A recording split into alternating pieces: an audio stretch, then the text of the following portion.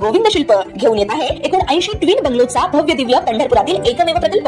आमच्या प्रकल्पाची वैशिष्ट्ये मनाला शांती देणारं महादेवाचं मंदिर, मुख्य रस्ता सुमारे 30 फुटांचा, अंतर्गत रस्ता सुमारे 20 फुटांचा, ग्रामपंचायत योजनेचा प्रत्येक बंगलोजला स्वतंत्र नळ, सांडपाण्याची सुरक्षित विल्हेवाट, सर्व टाइल्स ग्लॉसी आणि नामांकित कंपनीच्या, सर्व स्टेअर, खिडक्या, चौकटी सुपर ब्लॅक ग्रेनाइट, दोन्ही अटॅच बाथरूम पूर्णपणे टाइल्स, पंतप्रधान हर घर नल योजना पूर्णत्वाकडे, बाथरूम, बेसिन, किचन, सीटू फिटिंग्स हे जगवार कंपनीचे, स्टील वर्क पूर्णपणे जिंदाल कंपनीचे, 1000 लिटर पाण्याची टाकी, 150 लिटर सोलर वॉटर हीटर सोबत वॉटर प्युरिफायर, प्रत्येक बंगलोजला स्वतंत्र पार्किंग, दर्शनीय भाग पूर्णपणे डॅटो टाइल्स, टाटा प्रवेश कंपनीचे आकर्षक भक्कम दरवाजा, फुटी उंचीचे सुरक्षित कंपाऊंड। मग विचार काय करताय? गोविंद शिल्प, पत्ता गट नंबर 95, हॉटेल अंगण शेजारी, टाकळी रोड, पंढरपूर। ताज्या घडामोडी पाहण्यासाठी आमच्या YouTube चॅनलवरील PVR म्हणजेच पंढरी वार्ता या न्यूजला सबस्क्राइब करा आणि शेजारील बेल आयकॉनवर क्लिक करा।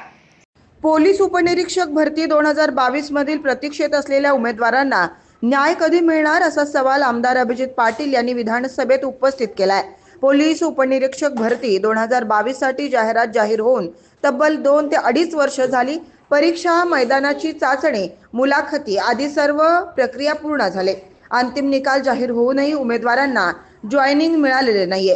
ही गंभीर बाब आहे। 5 फेब्रुवारी रोजी गृह विभाग मंत्रालयात साक्षासाठी नमुने जमा करण्यात आले, मात्र अद्याप फाईल पुढे सरकली नाही। उमेदवार वाट पाहत आहेत। पुढील प्रक्रिया कधी पूर्ण होणार अशी विचारणा अभिजित पाटील यांच्याकडून करण्यात आली आहे, तर राज्य सरकारने यावर त्वरित सकारात्मक निर्णय घ्यावा आणि उमेदवारांना जॉइनिंगची निश्चित तारीख जाहीर करावी अशी मागणी करण्यात आली आहे।